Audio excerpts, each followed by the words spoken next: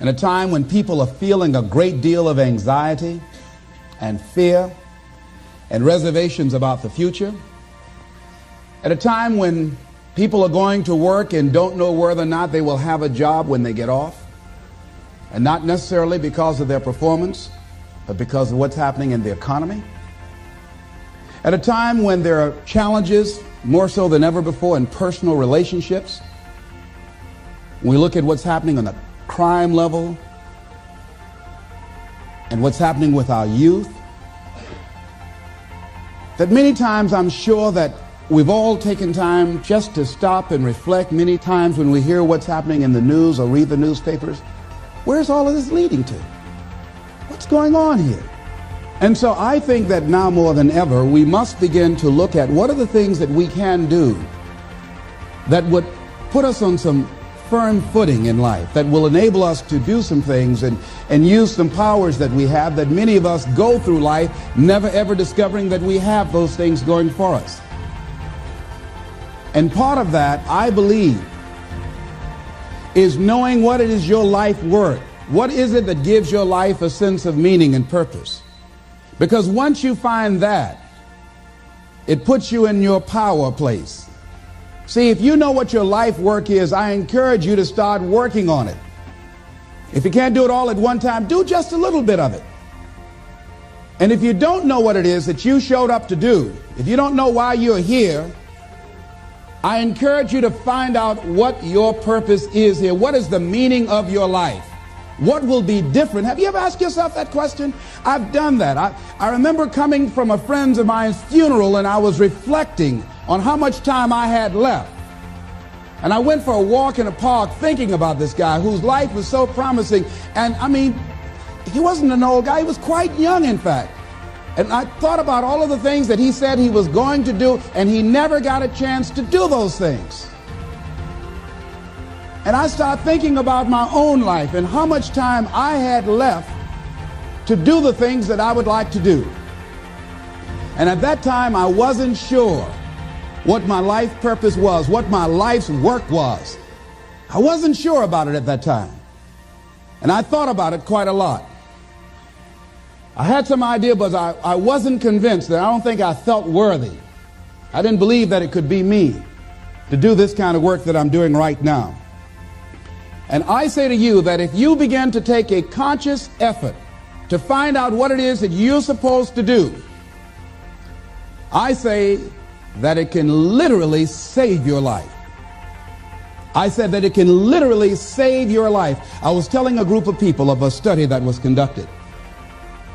Dr. Larry Darcy, who wrote a book called Recovering the Soul, he said human beings are the only living species that has achieved the dubious distinction of dying or having a stroke or a heart attack on a certain day. If you ask most people, what would you say the primary cause of why people will have a heart attack or stroke? Many people will say, well, because they smoke cigarettes, or because of high cholesterol, or because of stress, or because of obesity, and all of those things are contributing factors.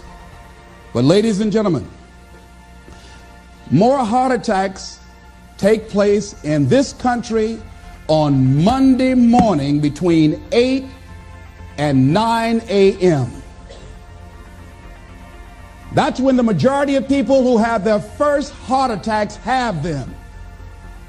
85% of the American public, according to recent studies, are going to jobs that they hate, working on jobs that do not challenge them.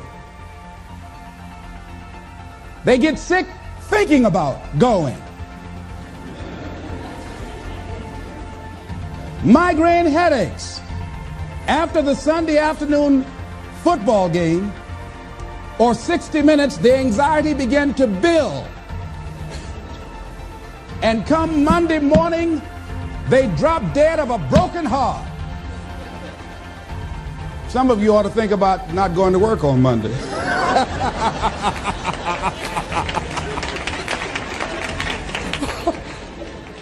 Think about that. People are literally dying to go to work.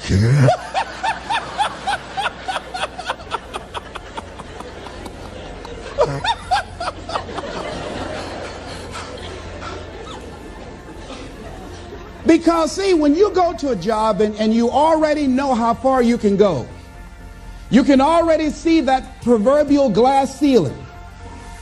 It's like going to a movie when you've gone in the middle of the movie and you've seen the end and you sit there to start all over again, but something is missing.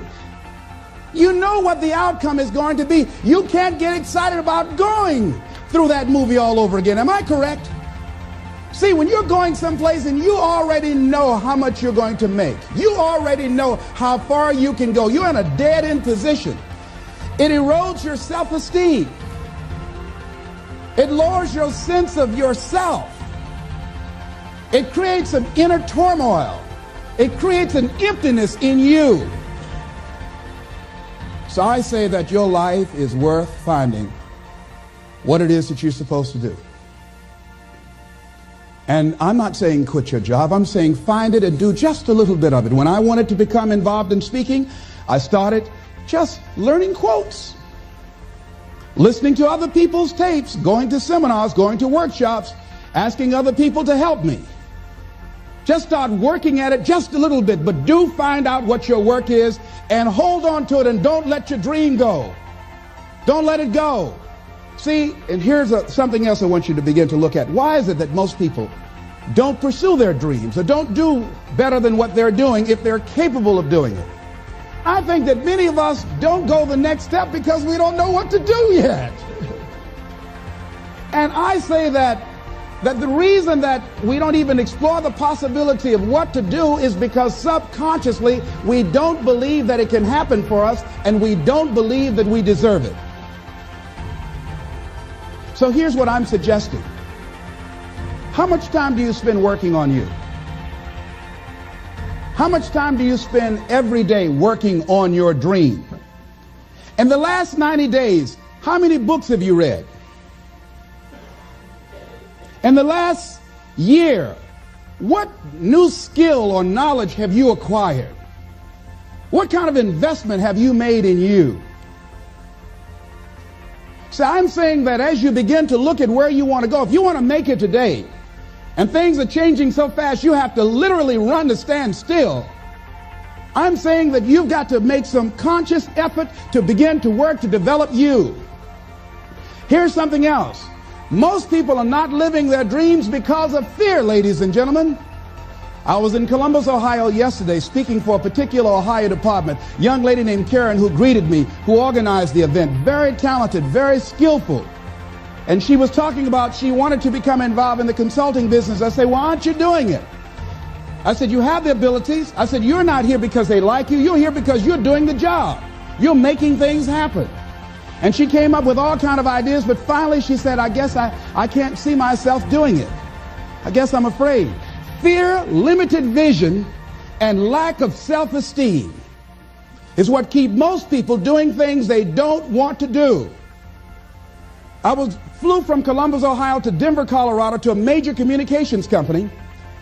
And the person that picked me up at the airport told me about the fact that the company was planning on having a major downsizing.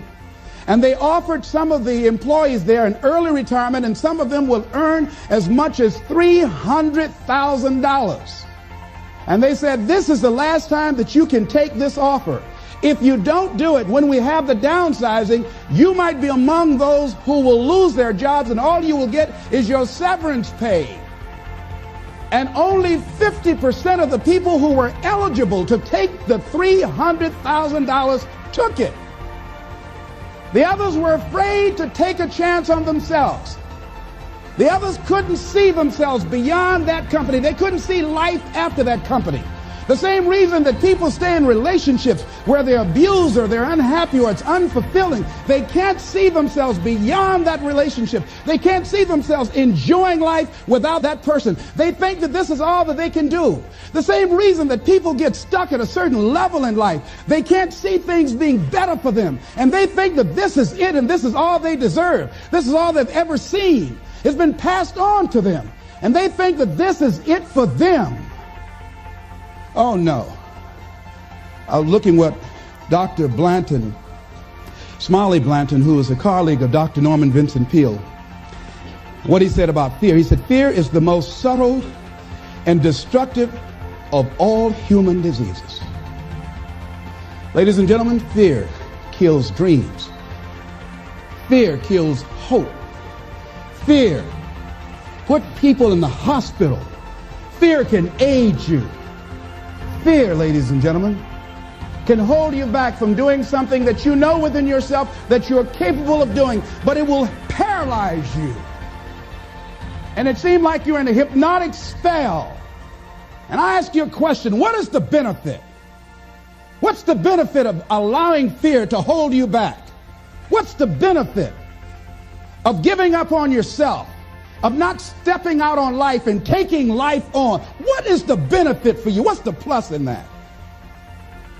It's one of the things I had to ask myself. So I didn't want to make any mistakes. I wanted everybody to like me. I wanted to be perfect the first time I did something. It's not going to happen. You're going to make some mistakes. You're going to hurt some folks' feelings. You're going to create some enemies whenever you decide that you want to begin to take life on. You've got to ask yourself, how long am I going to allow this to hold me back? I like what Zig Ziglar says. He said, fear is false evidence appearing real. That is an illusion that we create in our mind. It is a state of mind that can be changed. So let's look at how we can begin to take some steps to restructure that fear, to begin to expand our visions of ourselves, to begin to increase our self-esteem. Webster said that self-esteem means confidence and satisfaction in oneself. Look at your life right now. Whatever you've done up to this point in time, your life is working. Whatever you have produced, it came out of you as a result of the kind of person that you have become. It's a result of your choices. It's a result of your consciousness. Now you have to ask yourself, are you satisfied with what you have produced? Is this what you want? Would you like for things to be better than this? Do you believe that you deserve better than this? Or are you content? This is it. You don't have to do anything else. That you already resign yourself in life and say, well, I'm happy. I'm not starving like the people in Calcutta. Are you allowing yourself to get off the hook like that? Or do you believe somewhere in the back of your mind or in your heart that there is some other great work for you to do? There's something else that life has for you. And that's why you're here. How do we handle this fear factor? How do we increase our self-esteem? You have to begin to fortify yourself. How do we do that? I believe that you have to begin to consciously monitor your inner conversation and start talking to yourself. Start building yourself up. Sometimes the only good things you will hear about you are the things that you say to you.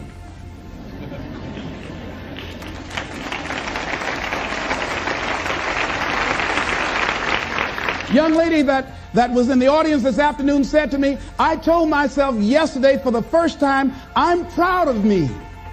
And she said, I felt good about that. So I'm saying learn to be your own booster. Start building yourself up. Start encouraging yourself. Start saying, I can do this. I can make this happen. When I started thinking about becoming a speaker, I said, yes, I can do this. I can make this happen. When I start trying to convince myself I can be a businessman after flopping and failing and losing thousands of dollars and feeling stupid and dumb and having people take advantage of me because of what I didn't know. I had to talk to myself because people were saying to me that I was dumb. And somewhere in the back of my mind, I was saying, you're right. Look at what I've done. I had to say, no, Les. Hey, come on, man. Get yourself together. You can handle this. You just haven't figured it out yet. It's all right. This is your training period. This is the tuition you have to pay for what you don't know. You can do this. Other people have done it. It doesn't take an Einstein. Get you some people that can teach you some stuff that you don't know. Get you some people that have done it successfully and learn from them. Take some seminars, workshops, read some books on how to manage a business. Change the way you see yourself and begin to tend to the personal details. Understand that nobody's going to take care of your business better than you. And when I start changing that kind of mindset of beating myself up because of my mistakes and start looking at the possibility of my doing better, of my making the adjustment that would enable me to do what I want to do successfully, things begin to change. And I'm saying, stop beating up on yourself. You do it. I know you do it. I've done it. It's a natural inclination for us to put ourselves down. See, we are born negative, I think, in a negative consciousness because we live in a negative world. So you don't have to teach children to lie. They'll lie automatically. Did you wet in your pants? No, I did not. Well, what is that? I don't know. You don't have to encourage kids to misbehave. They will do it by themselves. You don't have to encourage them to do the wrong thing. They will do it automatically. You have to correct their behavior. So I'm saying that we have to work through the challenges of life in learning how to begin to work to fortify ourselves. Repeat after me, please. I can live my dream. I can find my purpose in life. And live my purpose. I deserve more from myself. I deserve more from life. Shake somebody's hand on your right and left and say, you deserve more from life too.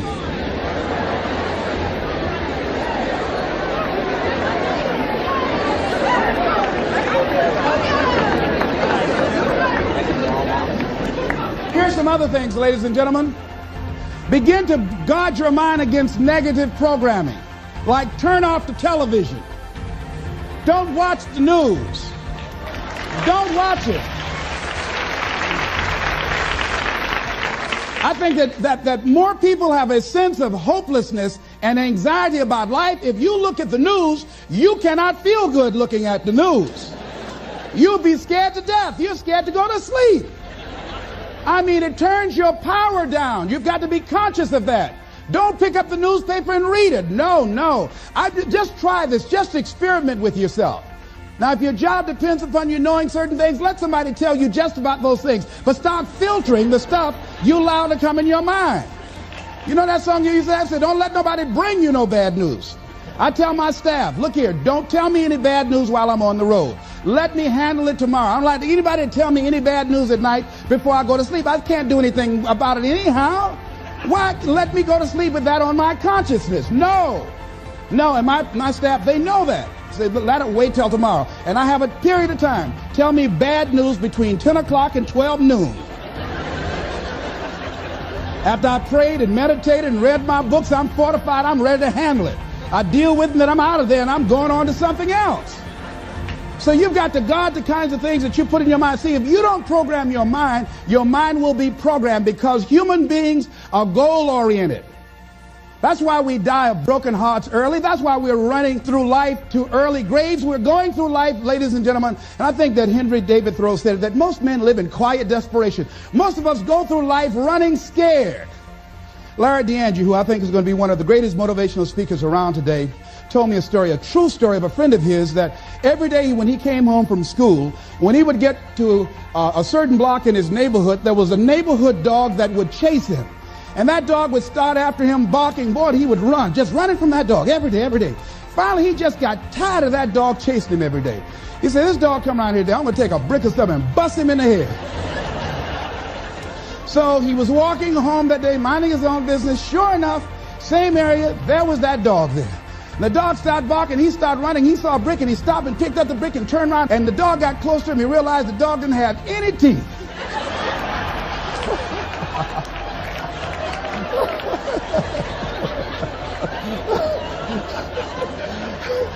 He said he put the brick down and said, get on out my way. And ladies and gentlemen, all our lives, many of us go through life running from things that ain't even got no teeth to do us any harm.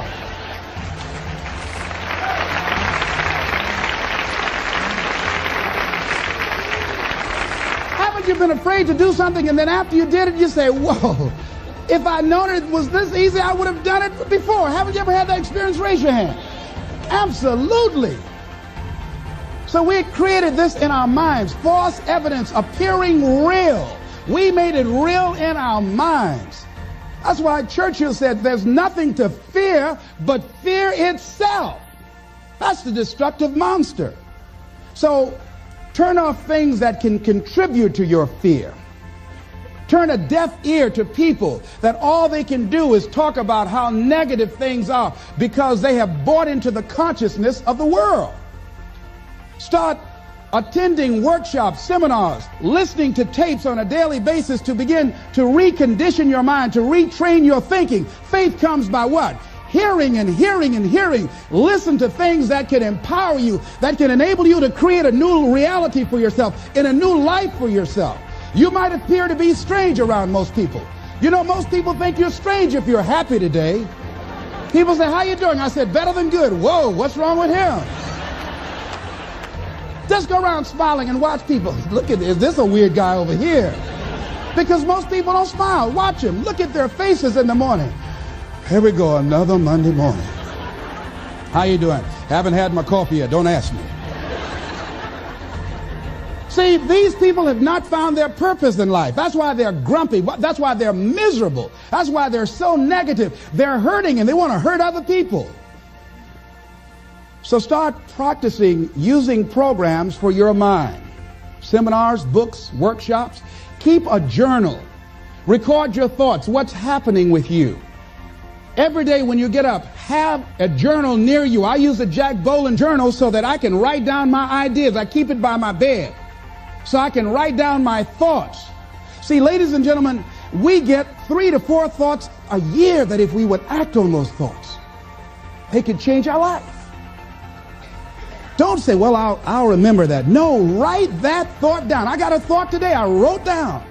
A friend of mine is in the hospital. His morale is low. They're talking about amputating his foot. He's got to feel very bad. So I said, you know, not only am I going to see him, but I can't be there with him all the time. I said, I'm going to create a tape for him that he can listen to that will heighten his level of morale.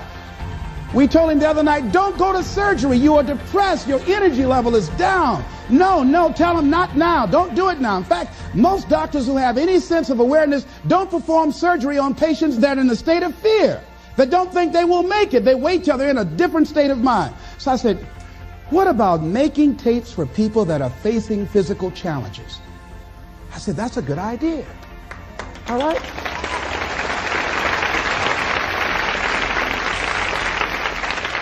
See, there are ideas that can come to you out of things that appear to be negative. I have a friend out of Chicago, just met him. He was 23 years old. And this guy, he went financially bankrupt 2 years ago, ruined his credit. Guess what he decided to do? He found a blessing in it. He wanted to restore his credit. It was very challenging, very difficult. And he realized that a lot of other people during these particular times had ruined their credit. So now he started a credit repair business. Last year, he earned over $100,000 helping people to restore their credit. I met a young lady who attends this church, that she was at her father's funeral and she was putting flowers on her father's grave, and she looked around and saw the other grave sites. They did not look well groomed and they were not attended to on a regular basis. She started a grave site maintenance business. Out of that tragedy, something positive has come out of it. And now she's earning more money doing that than on her present job. What idea are you sitting on? Write your ideas down. And then, once you get that idea, take the leap. Hello? Take the leap. See, a lot of people get the ideas and just walk around with them. Have you ever had an idea and all of a sudden you looked around and somebody had that idea and gone with it? Think you're going to be going with my hospital idea. Forget that, buddy. We will be out there together, Jack. Take the leap. See, it's out here in the universe. If you don't take the plunge, I guarantee you, somebody else will. Take the plunge. Go into action. And ladies and gentlemen, you will be surprised at how things will come together. You'll be surprised. Now, you're going to have some difficult challenges. I can tell you that now. Be aware of that. Things are not going to work out exactly right. For a time they will, sometimes. And that's when life is just playing a game with you. Want you to feel good and relax. And then after a while, say, okay, the honeymoon's over now. And then life will come over there and slap you side the head. Say, what you doing out here? Well, this is my dream life. Is that right? Come over here a minute. Oh, you went to the seminar, huh? Come here. I can tell you that. But ladies and gentlemen, go into action with your dream. And don't avoid where the fights are. Get in the midst of the fight. And get some hickeys on your head. Get knocked down so you can learn how to fight, so you can hold your position. See, most people don't get out in the arena of life because they don't want to fight. Most people don't get out there because they don't want to get knocked down. They don't want to be dropped to their knees. But see, you're going to be dropped whether you're on the field or whether or not you're sitting on the sidelines. You're going to be dropped. So at least get dropped for something. Don't get knocked down while you're sitting down. See, that's how most people are spectators in life. You don't want to be a spectator. You want to get out in the field where the action is, and you will be amazed. After the struggle, there will be a calm period, and things will begin to click for you. Come out here with what you got. You don't have enough money? Don't worry about it. You got the dream. You got the idea. You don't have enough resources? Don't worry about it. You need some help? Don't worry about it. You get out here in the arena, someone will look at you and become inspired and say, hey, can I help you? But if you're sitting up on the bleachers, nobody's going to ask you anything.